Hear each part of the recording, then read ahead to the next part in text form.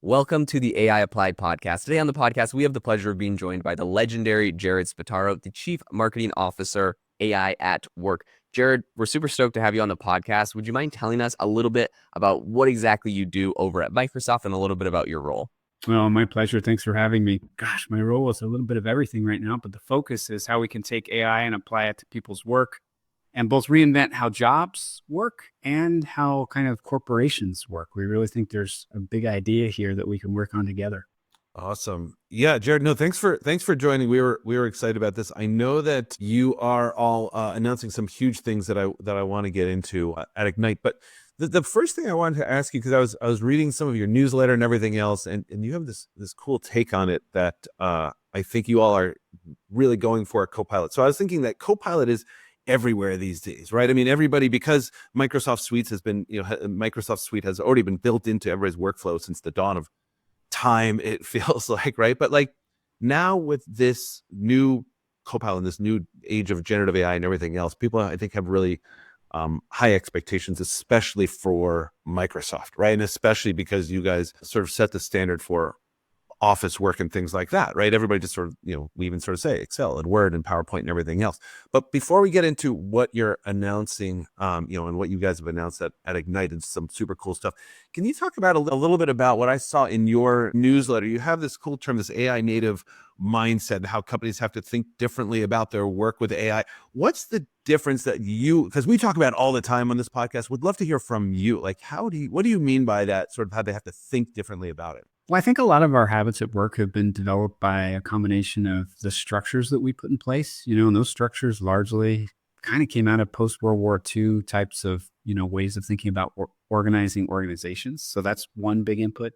And then the other big input is the tools that we use. The tools both provide power for us, but they also provide constraints. And what we see is when people take the AI tools and they kind of like incrementally apply them to the way the structures are set up and the way they already work, maybe the flow of their work, their workflow today, they kind of get incremental benefits. And most people in that case kind of say, oh, that's nice, but it feels like a nice to have. It doesn't feel like it transforms anything. But when we see people who take this different approach and say, well, wait a second, what if I throw away those strictures for a moment? And I just think about how I would try to get to my outcomes, get to my ends with these new means, then we really see some pretty transformative things. And people start to realize, wow, I didn't realize how much I was bound down by the constraints I essentially had kept on myself. If I break free of those shackles, sky's the limit. So that's the AI native mindset that I speak of, when I talk to people. Love that. Yeah, no, I think that mindset's so important. Okay, Jared, the thing that everybody is so excited to hear about and so excited about the big announcement you guys just made at Ignite is, of course, the autonomous agents that are getting built into Copilot. You have 2 new autonomous agents in Dynamics 365. A lot of exciting stuff. Talk to us about this and I guess what you're most excited for with all of that. Oh gosh, there's so much going on here. Let's first take a moment to frame it all. What's a Copilot? From our perspective, a Copilot really is an agent, but it's a very special type of AI agent. It's an agent that is bound to an individual. It understands that person. It understands that person's context, their work. It gets better every day, not just as they use the agent, but preferably as they just get their work done. So in many ways, it's observing what's happening. It becomes in many ways kind of this agent that contains, that treasures the context of what a person does. And that's incredibly valuable. It's meant to be a personal assistant is the easiest way to explain it to people who are kind of new to the domain. But we interestingly kind of faced a challenge as we developed this over the last 18 months. Number one, people had very high expectations for what a personal assistant could do. Can it do everything? Can it make bread? Can it like shine my floors for me? We needed a way to kind of communicate, well, it does many things well, but you need to add kind of additional functionality. We almost needed a package or a container for that functionality. And then the second big challenge that we faced is when you have a Copilot, an AI agent that's focused on the individual, it has boundaries. When you start to bump up into processes or places like a meeting where you're in a shared context, it became somewhat confusing. Is that your Copilot or my Copilot? Are our Copilots talking to each other? How does this work? And so when we looked at these two things, we realized another construct is going to be very helpful for us. And that's where we came up with the construct of an agent. For us, we think of an agent almost being like the apps of the AI era. They're the way that you load up your Copilot with additional capabilities. They're the way that you start to share context with other people in a very simple type of format. So then we get into, what types of agents are there? Well, there are very simple agents, agents that you can just ask a question of and they will respond with an answer. And then there are very interesting agents, like you say, that are autonomous, that kind of sit there and wait for triggers in your environment and go off and do things. And it is that idea that agents provide so much richness that we're very excited about. We've got lots of agents. We've introduced, as you said, over the last kind of 30, 45 days, a lot of agents. We have agents that we're introducing here at Ignite. But I'd focus in on just one that seems so simple, but is really powerful. We introduced an interpreter agent, for instance, that sits in Teams. Anyone in a Teams meeting can use it. And this is different than anything we've ever seen before. What it allows you to do is to switch on the language you want to hear the interpretation in, and the agent actually takes the audio stream.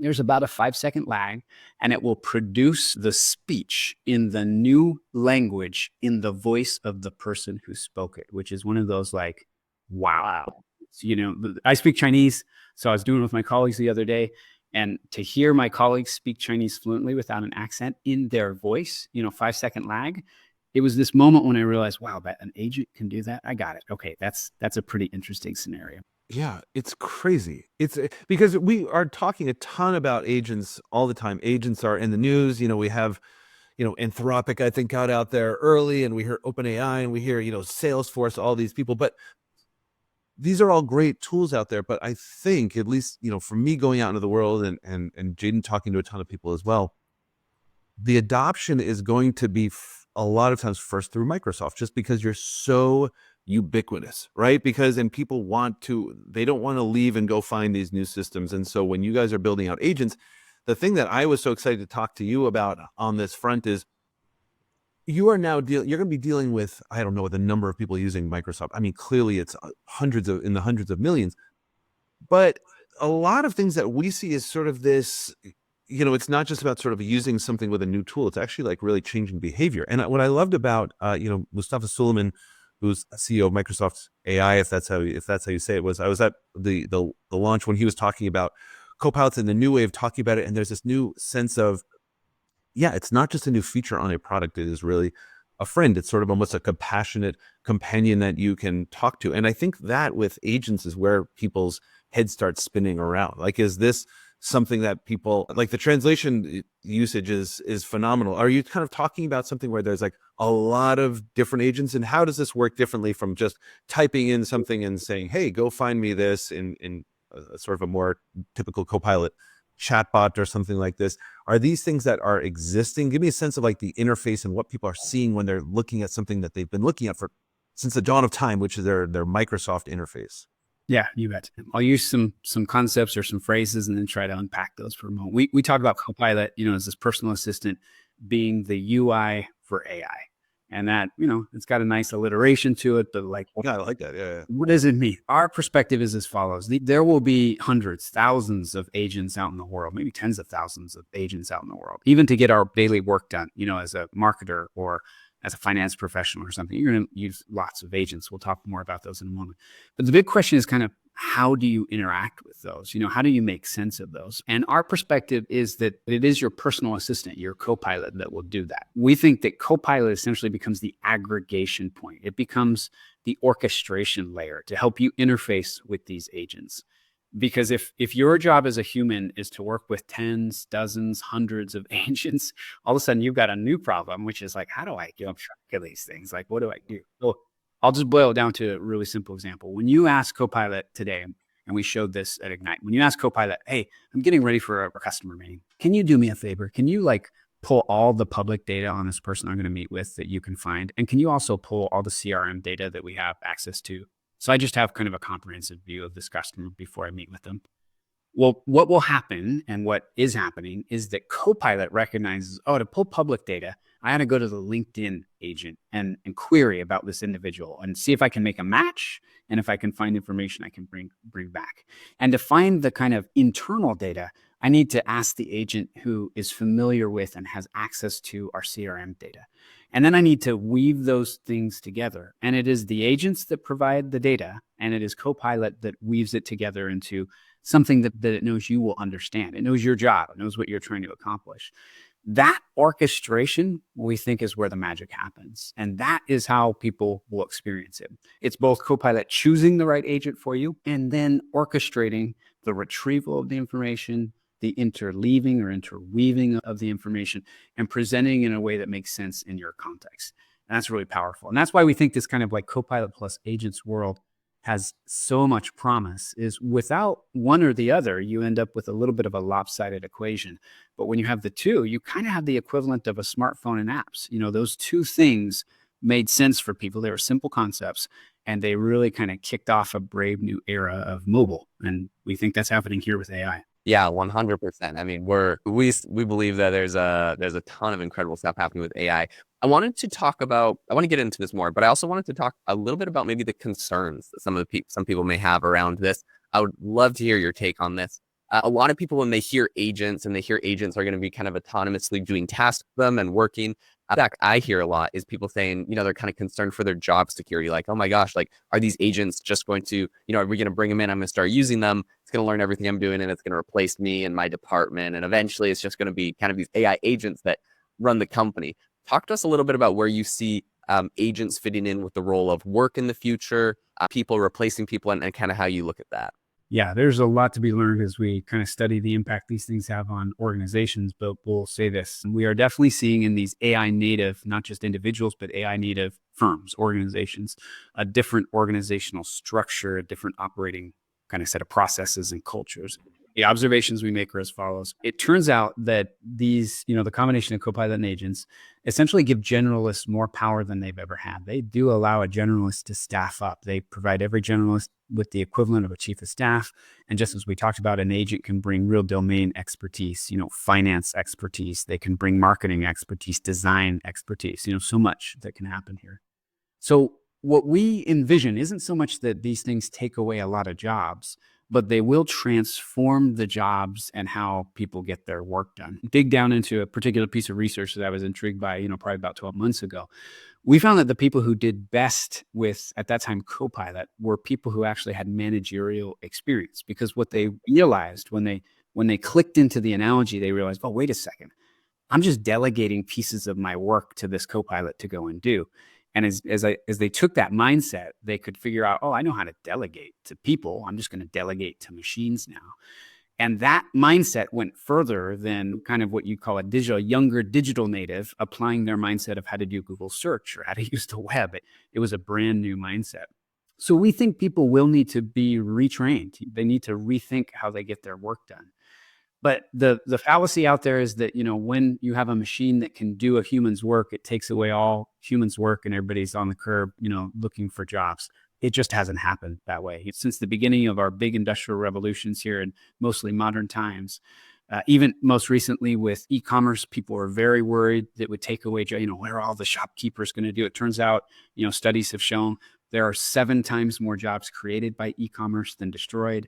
So it's one of these things where I think there is kind of a feeling of like, oh, will that take away work for me? And that's not what happens. It creates new opportunities. That's what we're most excited about. Our mission at Microsoft is to empower every person on the planet, every organization on the planet to achieve more.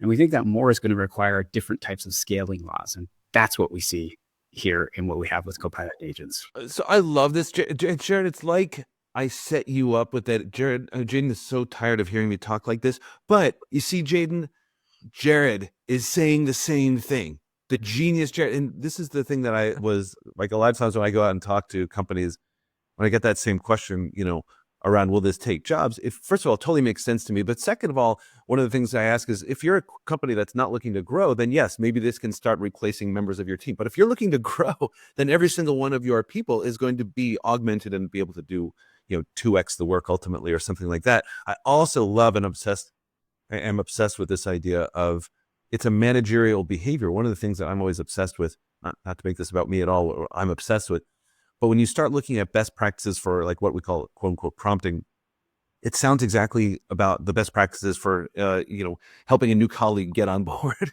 and, Sure. And learn the ropes and everything else. I feel like this is, if Microsoft can crack this nut, then the sky is the limit because you're already everywhere. And so I guess what I'm wondering, because you have access to all this research and everything too, is you're talking about sort of like upskilling people, but in a way it sounds like they already have, so many of them already have the skills. Like they had to be managers and everything else. So in your mind, is it more upskilling with how to deal with this? Because in my theory is that you don't have to be like someone, great at tech. You just have to be great at, as you say, managing. So Microsoft, I know, has to do a ton of this upskilling or get people to think about it in a new way. So is it a new skill, or is it recognizing that they kind of already have this skill? Like, how do you think about adoption, which is the big nut to crack, I think? Yeah, I'll answer in a way that might seem a little bit strange, but I'll start this way. We all reason from our experience, right? Like we kind of take our experience and we infer things. That's how humans reason. It turns out that's how LLMs reason as well. My recent experience over the last 10 years is as follows. One of the most astounding things to me about my experience at Microsoft is when Satya Nadella came in and really drove a revolution at Microsoft, he didn't replace all the people. Certainly people have switched out and new people have joined. But the biggest thing he did was he changed our mindset. And it was like this major, it was such a learning time for me, because he came in with the same people, mostly with the same skills, and said, guys, we've got everything we need to be successful. We just have to change the way we look at the world. And he introduced at the time, the growth mindset has been Microsoft's kind of really big mindset shift. In so many ways, I think the AI revolution is also about a mindset shift more than it is necessarily even hard skill. And that's what you're getting to. It's about coming in and telling people, you already know how to do this, which is exactly what you said. But you think of dealing with computers like a calculator. You think you're going to, have it formulate the problem. You're going to press the buttons and it's going to give you the answer right. You don't think about people like calculators. You need to take the way you think about dealing with people and now apply it to this computing power. Because in essence, what we have here is if I were to like abstract away all the details, we have a technology that turns electricity into reasoning. Ta-da! Like that's, chips. We can talk about chips and cooling, all that type of stuff. But the input is electricity. The output is human-like reasoning. And the big question managerially, just like you say, is like, dang, if I had kind of unlimited reasoning power, human-like reasoning power, what would I do with it? How would I structure things? That's more a mindset shift than it is a skill shift. Certainly there'll be new skills required, but that's my take on this era. And that's why we're excited. We think we've experienced this at Microsoft. We've seen the power of that mindset shift. And we think, man, what if the whole world could make that mindset shift around this technology? I love that. Yeah, I think the mindset is so critical to really adopting it. Yeah, I would love to hear about, and I think this will help, people get on board if they're not already, and help make that mindset shift. But would you be able to tell us about some success stories of people using it, and maybe how you kind of see this, the ways you think this is going to transform business, workflows, make some really big impacts in some of the areas? You shared the example of the translation, which I think is phenomenal. Wondering if there's any other interesting cases or success stories you've seen. Oh, a lot. Yeah, a lot. Let me start from the Copilot and then work out. Interestingly enough, I feel like over the last 2 years, I've learned a lot about even how businesses budget and think about, efficiency and productivity and things like that. I was so excited when we first introduced Copilot, because we had already started to do these tests where we could prove that we could save you minutes and hours. I thought, my goodness, I'm going to go to a business person and say, look at how many hours I can save you a week. Like, surely this is worth, 2 cups of coffee, a month. And the reality was, people said indisputably, Jared, you are saving us hours. We can actually prove that. But that does not create, like, we would call it OpEx budget. It doesn't create operating expense budget for me to use to buy your thing. And so over the last 2 years, what we've gotten into in terms of successes is we certainly are trying to help people be more efficient at their jobs. And that's the daily tasks of meetings and email and finding information. We continue to work on that. But the place where the focus has gone to has been business processes where you have very measurable kind of outputs and impacts.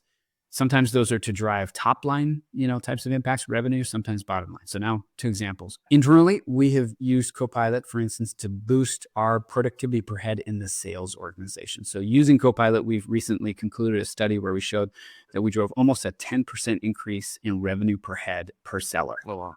That's a big deal for us. Those are measurable things. We've also seen people use it a lot in their customer service departments. So customer support types of things. This is one of the first places people go. How can I make my human agents more effective. Again, we've done that at Microsoft. We've increased our throughput in one particular group by 12%. You look at 10% on the top line, 12% on the bottom line, like you're starting to talk about real money that matters. We see people using it in other places to help their salespeople become more efficient as they work with their customers. So another customer that we have called Lumen projects, $50 million of savings because they feel like they can take out a lot of the administrative work of, for instance, updating a CRM system and doing kind of lead development and focus instead on selling time, like customer face time. So it is across the functions mostly that we see people. We see them using it in legal to do document comparisons and document drafting, document analysis. We see them using it in marketing, for instance. We have a great customer that's recently cut down what used to be a 7-month process down to a 7-week creative process for them to run campaigns. Most of this is just taking the technology, new mindset, like we talked about, and saying, how do we run something from step 1 to step 27? What steps can we rationalize, and where could we use this artificial intelligence inference reasoning capability to speed up the process? Yeah, thanks for sharing that, because I do think that this is what people run into. It's like, okay, so where? And I love this idea of this is saving me money, but how does this hit the OpEx? Jared Spataro, I know you have a super busy day, super exciting with all these releases. Thank you for taking some of your time and letting us drag you on AI applied. But how you feeling? You feeling good? You feeling good about today? You must be exhausted. It's a very exciting time. It's a very tiring time too. But it's just a pleasure to be here. Thank you guys so much for the time. Thank you, Jared. Thank you for joining. And listen, everybody. So this is something to definitely check out. Obviously, it's going to be all over the news. Just go and see it for yourself. But again, if you are a Microsoft user, this is only good news to see what they're doing. Thank you to Jared for coming on the show. And listen, if you enjoyed this, please leave a rating and review. We always love that. And see you next time on AI Applied.